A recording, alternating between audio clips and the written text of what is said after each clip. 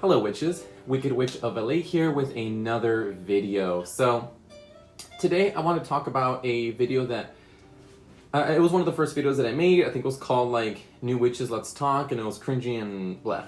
So I kind of wanted to organize everything that I meant to say in that video and just organize things a little bit better and just communicate what I wanted to say a little bit better. So today I just want to talk about 10 tips for beginner witches. And these are all things that I have learned over my years practicing witchcraft. I've been practicing witchcraft for over 10 years now. Witchcraft, magic, different paths, and I feel like I'm at a place where I finally solidified the paths that I prefer, that I'm comfortable in. But of course, 10 years is not a long time, so I still have a long way to go. I still have so much to learn, and who knows, maybe a new path will open up for me. So these are just 10 tips that have been very valuable to me, especially when I first started. I really wish I had someone tell me all this 10 years ago. So I wanted to write these things down for you all, and I hope they do you some good. So let's go to just jump right in with the first tips for beginner witches. And this is like beginner witches, like you either are not sure to, take the step forward and start practicing witchcraft, or you just started and you need a push in the right direction. So the first tip is, number one, ask yourself, why do I want to be a witch? What is a witch and what is witchcraft? That's the first thing you want to ask yourself, is why do you want to be a witch? That question alone is going to answer a lot for you, whether the path of witchcraft is for you or not. Now, I believe that everyone has the potential to become a witch. Everyone, we're all human and we all have the potential to have a connection with spirit. But not everyone has what it takes to be a witch, what it comes with. And, because a lot of people have, predispositioned opinions of what witchcraft is, what witches are, and sometimes, negative influences from like Hollywood or other religions that give witches a bad name can sometimes put people off from practicing witchcraft. And, it could be tricky, to break through those barriers. I had issues with that too. But you really want to know, why do you want to practice witchcraft? Do you want to practice witchcraft to better your life because there's more out there to explore, that there is more out there that, majority of the world just doesn't see, and you want to explore, you want to know about spirituality, you want to know yourself better. Those are all amazing ways to introduce witchcraft. That's actually a really good answer for why you want to be a witch. You want to connect with nature more, you want to connect with the earth more, you want to find a greater, more divine purpose for your life. Those are all amazing and valid reasons, and there's so much more out there. But if you ask yourself, well, why do I want to be a witch? And your answer is, well, I love the aesthetic. Well, I love what I saw on TV. Well, I love the way witches dress up, and I've been obsessed with witches ever since I was a kid and everything witchy. That might not, maybe witchcraft isn't for you, because you're going to see that it's a lot more different than you think, especially the deeper you go into witchcraft. Witchcraft is not for the people that are going for aesthetics. Witchcraft is not for someone who thinks it's going to look like something from Hollywood. Witchcraft is so much more different. It's very natural. It's a beautiful, amazing path, and it's the oldest practice in history. It is the oldest practice in the world, witchcraft. And since witchcraft began in the very, very beginning, there's a level of respect to it. You need to be able to respect witchcraft. You need to be able to respect what it is to practice magic. Again, it's a very ancient art, and it deserves that respect and that honor. And if you can't respect it, if you can't treat it with respect, with that level of gratitude and honor, maybe it's not for you. Or take the time to learn about it so you can connect with it more. Again, witchcraft is not an aesthetic. Witchcraft is not a fashion sense. It's not a trend. It's a very real practice. Witchcraft is not your prom dress. I know I got a little serious there, and I'm sorry, but it's very important to ask yourself that, is why do you want to be a witch? And what do you look for in witchcraft? What answers do you want to receive by practicing magic and connecting with spirit? So that's the first tip. Second tip is you do not need a specific path. Now that is a big one because I get a lot of questions from new witches asking, well, Wicked, where do I start? There are so many practices out there. There's Wicca, there's there's so many different variations of paganism, traditional witchcraft, hoodoo, voodoo, there's Middle Eastern witchcraft, there's Asian style witchcraft, there's, Latin American, Santeria, things like that. And you don't need to start off with a specific path. If something does call to you, like let's say Wicca is really calling your attention, or hoodoo is really calling your attention, then go for it. Do some research on those. But it's by all means not necessary to be part of a specific path, and you can go your entire life as a witch without ever adhering to a specific path. Now me, I have my path set out right now, like I said earlier. But again, by no means do you ever need to adhere to that. You can be what's known as an eclectic witch, in which you collect different variables from different cultures and practices of witchcraft and incorporate it into your own unique path. That is probably one of the best things you can do when you're starting off, is being eclectic. Is just research, look up different paths, see what you can learn from different ones, and then apply it into your own unique path, into your own unique practice. That's probably the best way that you can start off, really. And don't feel pressured like you have to practice. Right now, New Age and Wicca is very, very big. And they're all unique, beautiful, valid practices, but you don't need to adhere to those. You don't need to adhere to my practices. I'm a traditional witch. Traditional witchcraft, I practice hoodoo and Solomonic magic. You don't need to practice what I do. You don't even need to come close to practice what I do if you don't want to. It's all about doing what feels right to you. Follow your intuition. Go with what feels natural and right to you. And if you feel anxious because there's so many paths to take, just hear it from me. It's okay. That is definitely okay. I went through the exact same thing. Take your time. There is no rush. There is no time in witchcraft.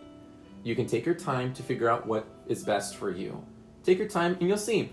You will find something that works really well for you. We all do. We all find out exactly what's right for us.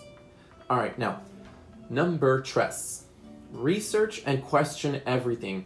Cross-reference everything you find. Just because you find one thing on a website, on a YouTube video, it doesn't mean it's right. Cross-reference everything I say and match it to someone else's opinion, match it to someone else's, it's something that you read in a book or another video or someone that you know. Cross-reference it, and come to your own consensus on what feels right. It's really important that you research, and you research from different sources. Your entire practice on witchcraft and learning about magic cannot just purely come from YouTube. It cannot purely come from just books. Books are amazing. By all means, please read lots of books. But you want to be able to take, again, from different sources. Watch videos from witches that you trust. Watch books. Read books that are maybe highly recommended to you, especially if it's something that's in an area that you are attracted to. And just yourself, whatever you're feeling, go out in nature, meditate, take the time to listen and figure out what feels right inside you. That's really important that you do that you research, and again, question everything. If there is somebody that is telling you, well, you need to do this, and this is the only way, and, it doesn't feel right, cross-reference it, question it, find someone else with a counterpoint. You can't spend your entire life learning witchcraft and only looking at one side. You need to look at both sides. You need to understand, side A and side B. It's very important that you do that. If you spend your entire life only focusing on side A and dismissing side B, well, that kind of creates an imbalance. You never have to practice side B, but it's important to understand side B. It's important to understand. Again, you don't have to walk it, you don't have to practice it, but understanding is important. A big thing about witchcraft is you never stop learning. I don't care if you're 10 years old, and I don't care if you're 178,000 years old. Keep learning, keep practicing. We'll never stop learning as witches. So continue to research, continue to cross-reference, question everything you can, And trust me, it will narrow your path. It'll make things just that much easier to understand. Now, point number 4, and this is a really big one because I did not follow this one when I was younger.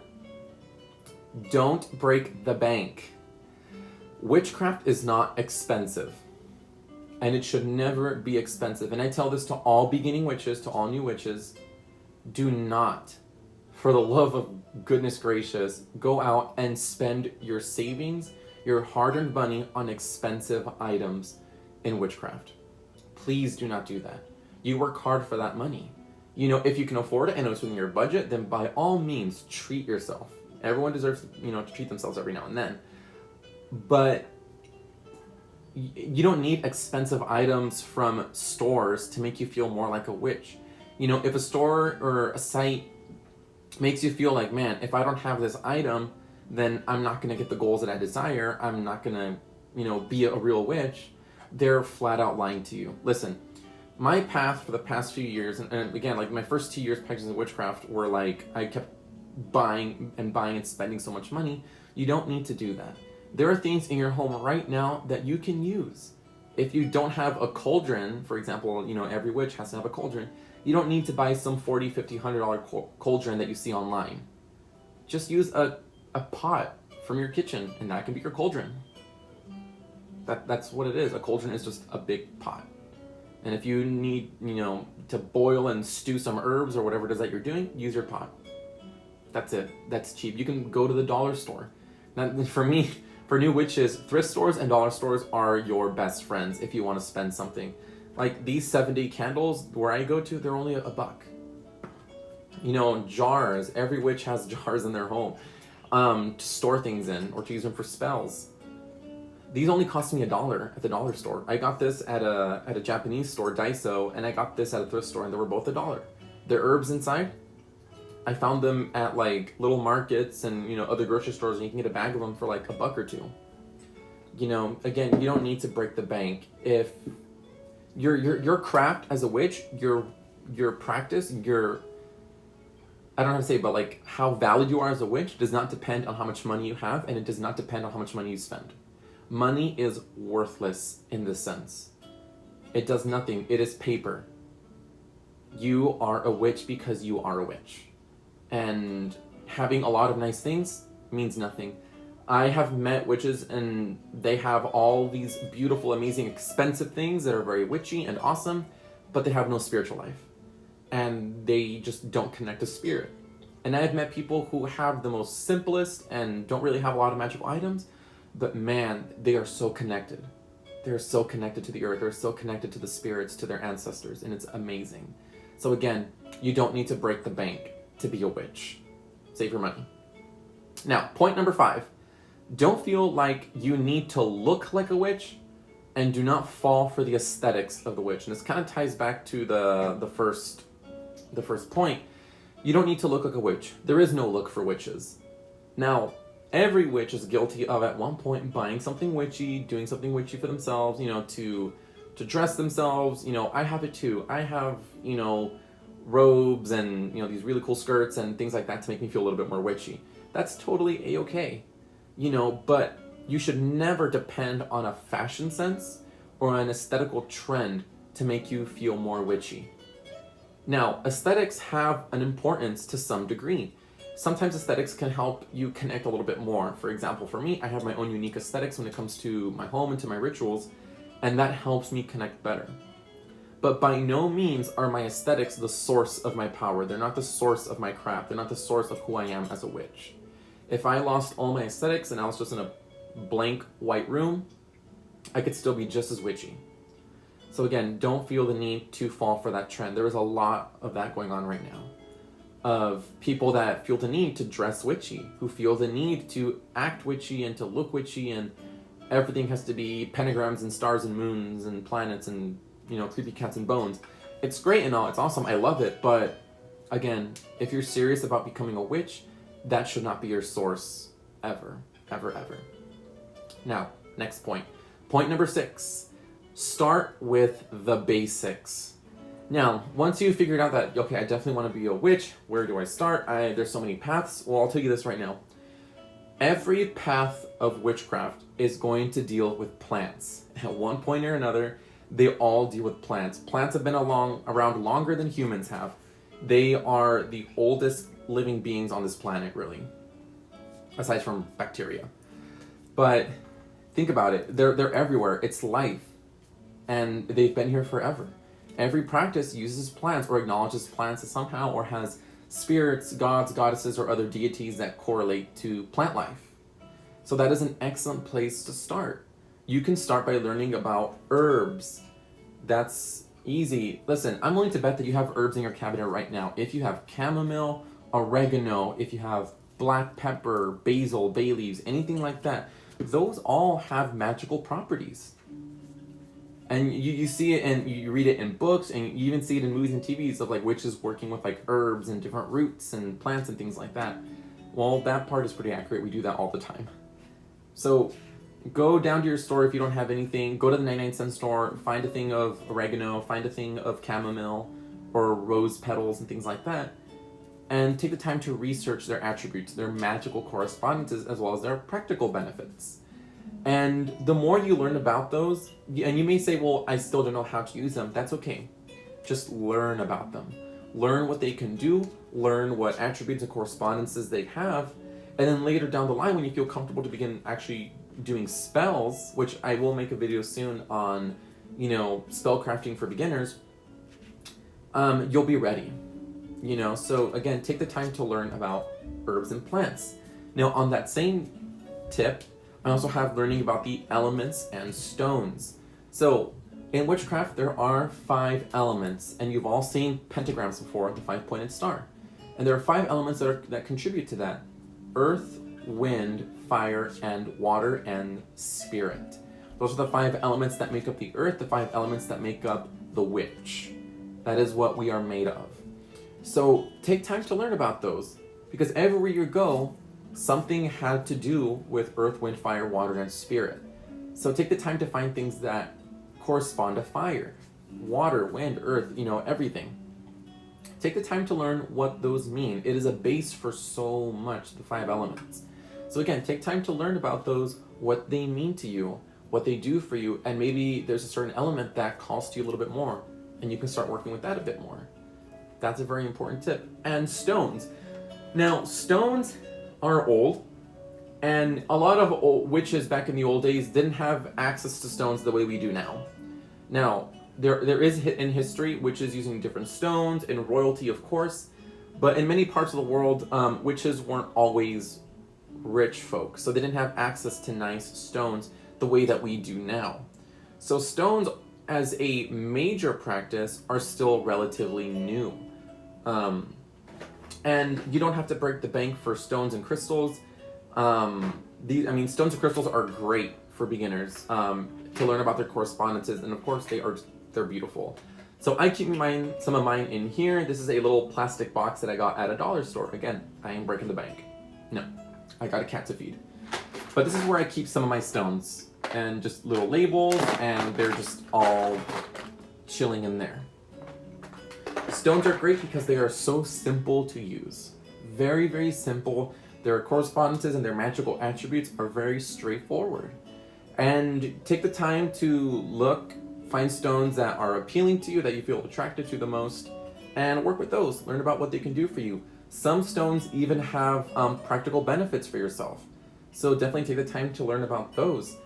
And stones don't have to be expensive. There are some occult shops that I've been to, or online stores, where they really rack up the prices. And I'm going to tell you right now, there are some stones that are like worth $1 or even less.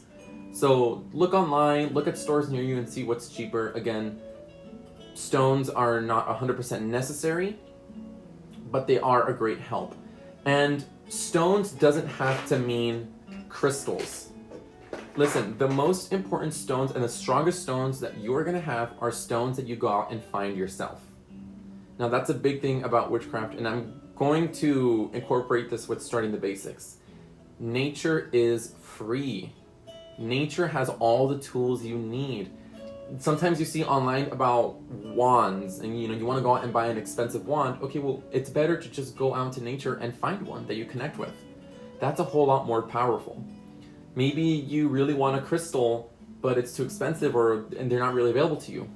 Go out to a nature trail, go out on a nice trail, take some time and find a cool rock.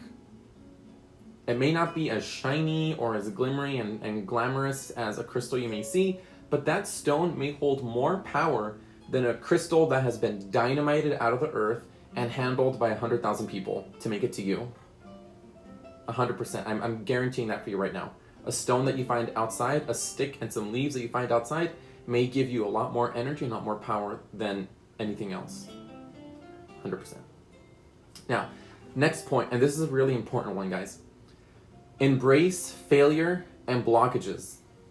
Embrace failure, embrace mistakes, embrace mess-ups, embrace it all. Remember, witchcraft is a practice. When you practice something, you are bound to fail. You're bound to stumble. You're bound to mess up, and that is 100% okay.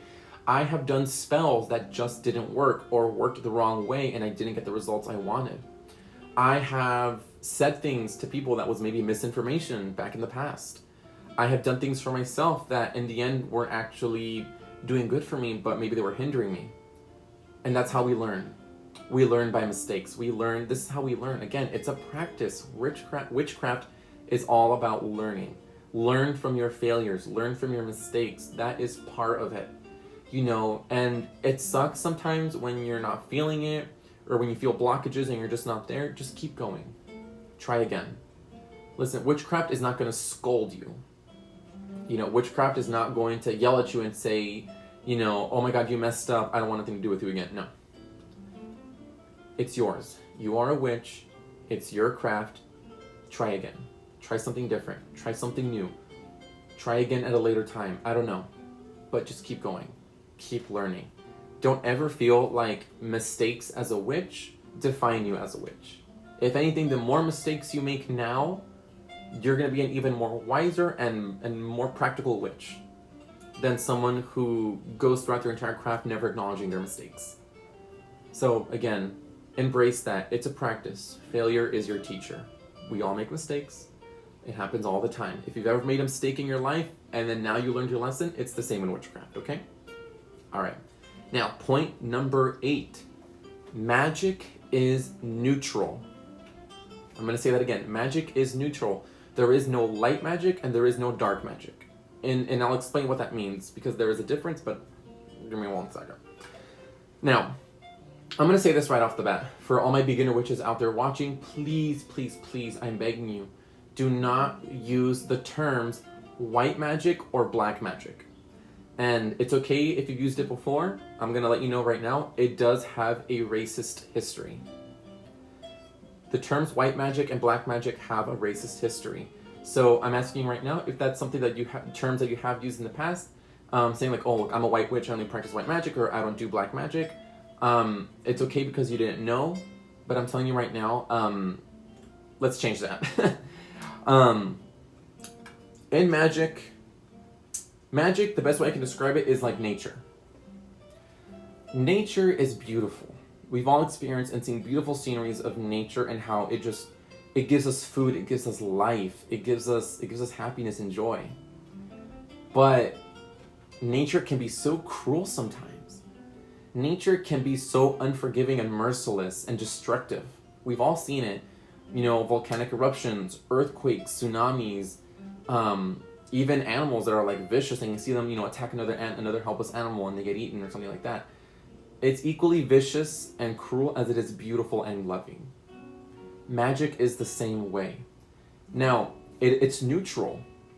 Now, of course, you can spend your days in the nice parts of nature, 100%. The same way with magic. If you only want to work with lighter, nice, peaches and cream, love and light, that's okay. It's okay if you are afraid or you're not comfortable working with the darker side of magic. But one thing that I want to make you understand is that dark magic is not evil. Dark magic is not bad. It's two sides of the same coin. It is a balance. Magic is about balance. We need the light just as much as we need the dark. Life cannot continue without death, and death cannot continue without there being life. It's a balance. That's what magic is. Now, there are some paths in magic, and there are certain religions that do correspond to witchcraft that don't allow room for baneful magic, for dark workings. Especially, again, baneful magic, workings that are intended to harm or to hinder another person. That is definitely okay. That is 100% if that's something you never want to dabble in. That's totally valid. And darker workings doesn't always mean hurting people. A darker working can just mean, for example, and you probably heard of this, but shadow work. Shadow work corresponds a little bit to a darker working. You're working with the darker side of yourself. There are workings that, involve necromancy, working with the dead. Those are a little bit darker workings. And you never have to do that. You never have to work with any of that. 100% valid. But it is important to understand that it is valid. That it's valid that a dark side exists. That it's totally valid and okay that there are witches who work and dabble in the dark. 100% okay. There are just as many, hours of nighttime as there is daytime throughout the year. It's a balance. So, one thing I do ask you, beginner witches, or any witch that's watching this, please don't attack or bash another practitioner because they are practicing dark magic. Do not come after them and say, well, the threefold law, not everyone believes in that. And again, practitioners of dark magic, if darker magic is something that you're more attracted to, please do not attack light workers, people who work with light and love more. They are just as much necessary and valid. You are valid, whatever you choose. But again, there is a balance to be kept. Magic is neutral, no matter how you approach it. Okay? Now, point number 9. Simplicity is key. And boy, are some of y'all extra. I'm going to say that right off the bat. I have seen some extra people out there. And that's fine. Do you. Do what works for you. But I'm going to tell you right now, simplicity is so important, especially when you're just starting off. Sometimes we see recipes online, we see spells online, or different, rituals that we find in books and on, internet, YouTube videos. And I've seen some great ones, and I've seen some ones that are very extra. Simplicity is key. You do not need to be extra to make things more effective. Being extra does not make your spell more powerful. Being extra does not make you a better, wiser, or cooler witch. By any means. Now, are there spells, rituals, meditations, and whatnot that tend to go a little bit, tend to go the extra mile? Yes, of course. Because there are some things that are a little bit more intense. There are some rituals that I've performed that do need that extra oomph, they need that extra mile of work because of what it consists of, because of the goal that I'm trying to reach. But there are so many times that I have found that simplicity is your best friend. Simplicity there's so much less anxiety. You're less anxious. You're, when things are just simple. When it's just like a simple 1, 2, 3 and that's it. Easy. Don't feel the need again to be all extra because I'll give you an example. Cleansing. I'll make a video on cleansing soon. But when you buy something at a store, let's say this is an empty jar. And I've had people message me, hey, Wicked, I just bought an empty jar at the dollar store. How do I cleanse it? And I'll tell them, oh, easy. This is how I do it. I'll rinse it with water, put a pinch of salt.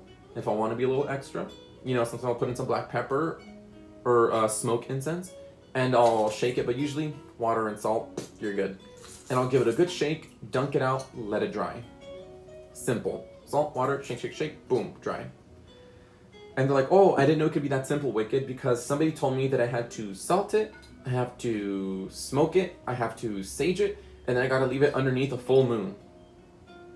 And I was like, all those things? No, boo-boo. Now, if you feel inclined to do that, no one is stopping you. But I'm telling you right now that there are some things that are just as effective when they're simple. So again, simplicity. It will do you wonders. And my last point, the 10th and final point of this video. Trust your intuition. Your intuition is that little voice inside of you that guides you, that speaks to you in a very subtle voice, in a very quiet, still voice. Sometimes you'll hear it in your head. Sometimes you'll just feel it in your gut, in your chest, a little shock up your back. Always trust your intuition. There is no greater guide than that.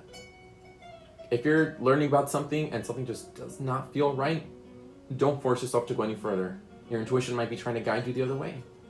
If your intuition is saying, well, I really want to try this, but I don't know, but I keep getting a pull for it, give it a try.